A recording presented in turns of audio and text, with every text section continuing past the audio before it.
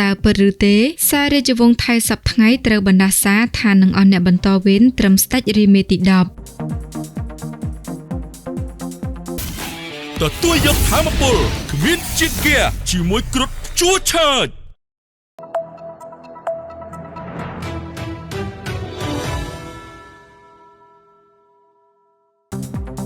ជាពាក្យដំណាលតគ្នាប៉ុន្តែក៏គប់ជូនគូឲ្យពិចារណាត្បិតថាអរិយពេលរាប់រយឆ្នាំមកហើយក្តីប៉ុន្តែពាក្យទំនាយមួយចំនួនដែលតេតូននឹងសាររាជវង្សថៃហាក់កំពុងកើតមានបណ្ដាហើយជាពិសេសការលើកឡើងអំពីបណ្ដាសាលើរាជវង្សចក្រីដែលនឹងរលំរលាយនៅត្រឹមចំនួនស្ដេចរាមាទី10នាបច្ចុប្បន្នតើពាក្យបណ្ដាសានោះមានពិតដែរឬទេយោងតាមឯកសារមួយចំនួនដែលត្រូវបានគេចងក្រងឡើងពាក់ព័ន្ធនឹងប្រវត្តិសាស្ត្រនៃសាររាជវង្សថៃបានបង្ហាញឲ្យដឹងថាកាលពី243ឆ្នាំមុនក្នុងរាជ្យព្រះបាទពុទ្ធយហ្វាចតុលាលោកមានទំនាយមួយបានទីទុកមុនថានគរសៀមនឹងគ្មានស្ដេចសោយរាជ្យទេអស់ត្រឹមស្ដេចរាមាទី9ឯស្ដេចរាមាទី10បច្ចុប្បន្នគ្រាន់តែជាស្ដេចមកសោយរាជ្យបង្គ្រប់កិច្ចតែប៉ុណ្ណោះហើយស្ដេចអង្គនោះនឹងធ្វើឲ្យសាររាជវង្សចក្រីចុះអន់ថយផុតពូជនគរសៀមនឹងដឹកនាំប្រទេសបែបប្រជាធិបតេយ្យវិញតទៅថ្ងៃអនាគត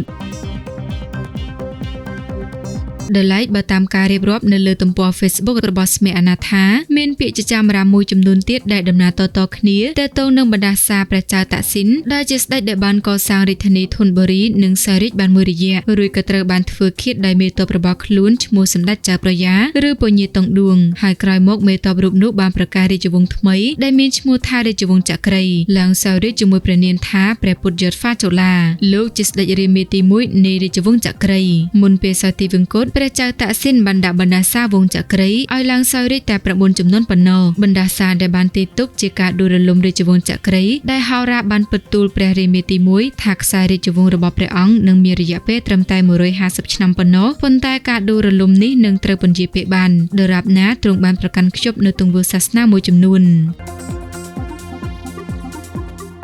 ក្នុងនោះនគរសៀមមានជំរឿចុងក្រោយបំផុតដើម្បីរំដោះគ្រោះឬចង់បន្តរាជវង្សនេះតទៅទៀតគឺត្រូវរៀបចំពិធីបួងសួងនៅកន្លែងប្រាសាទសំខាន់ទាំង3របស់ខ្មែរប្រាសាទតាក្របីឬប្រាសាទសិរីសួស្តីប្រាសាទតាមាន់ធំឬប្រាសាទវេទមន្តធំនិងប្រាសាទតាមាន់តូចឬប្រាសាទវេទមន្តតូចប៉ុន្តែជាស្ដែងគិតមកត្រឹមចំនួនស្ដេចរាមាទី10ថៃនៅពេលបច្ចុប្បន្នស្ដេចអង្គនេះពុំបានខ្វាយខ្វល់នឹងការគោរពទំនៀមទម្លាប់ឬប្រពៃណីសាសនាអ្វីឡើយចាប់តាំងពីមុនបានឡើងសោយរាជ្យស្ដេចរាមាទី10តែបង្កនៅរឿងអាស្រូវយ៉ាងច្រើនរាប់មិនអស់មានទាំងការមិនគោរពនិងវាយទះតប់លើព្រះសង្ឃហើយពេលថ្មីចុងក្រោយបំផុតគឺការបើកដីឲ្យកងទ័ពថៃវាយកំទេចវត្តអារាមទីសក្ការៈបូជានិងប្រាសាទបុរាណដែលជាទីគោរពដ៏ខ្ពង់ខ្ពស់របស់ប្រជាជនខ្មែររួមទាំងសាររាជវង្សថៃចំនួនមុនផងដែរបច្ចុប្បន្នមនុស្សជាច្រើនកំពុងមានជំនឿថាទង្វើប្រមាថមើលងាយរបស់ស្ដេចរាមាទី10របស់ថៃទៅលើប្រាសាទបុរាណនិងទីសក្ការៈបូជាព្រមទាំងការឈ្លានពានមកលើកម្ពុជានៅពេលនេះនឹងនាំឲ្យប្រទេសថៃធ្លាក់ក្នុងភាពវឹកវរនាពេលខាងមុខជាក់ជាមិនខានហើយខ្សែរាជវង្សចុងក្រោយរបស់ថៃក៏នឹងចុះខ្សែឥទ្ធិពលបន្តិចម្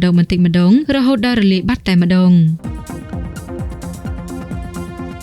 យ៉ាងណាក៏ដោយអត្ថបទមួយនេះគ្រាន់តែជាការលើកឡើងពីពាក្យចចាមអារាមនៃបណ្ដាសានិងភាពចៃដន្យនៃព្រឹត្តិការណ៍ក្នុងប្រទេសថៃនាពេលកន្លងមកក៏ដូចជាពេលថ្មីនេះមកនិយាយតែប៉ុណ្ណោះអត្ថបទនេះមិនមានចេតនាក្នុងការញុះញង់ឬក៏ប្រមាថដល់ប្រទេសថៃឬក៏ប៉ះពាល់ដល់រាជវង្សនោះទេម្យ៉ាងទៀតគោលការណ៍វិភាគគួរឈលលើគោលការណ៍វិទ្យាសាស្ត្រជាធំក្នុងនាមជាអ្នកវិទ្យាសាស្ត្រមិនគួរវិភាគបែបជំនឿនិយមនោះឡើយអត្ថបទនេះមានគោលបំណងតែម្យ៉ាងគឺលើកពីពាក្យចចាមអារាមនិងព្រឹត្តិការណ៍ដែលបានកើតឡើងនាពេលថ្មីនេះមកចែកជូនតែប៉ុណ្ណោះ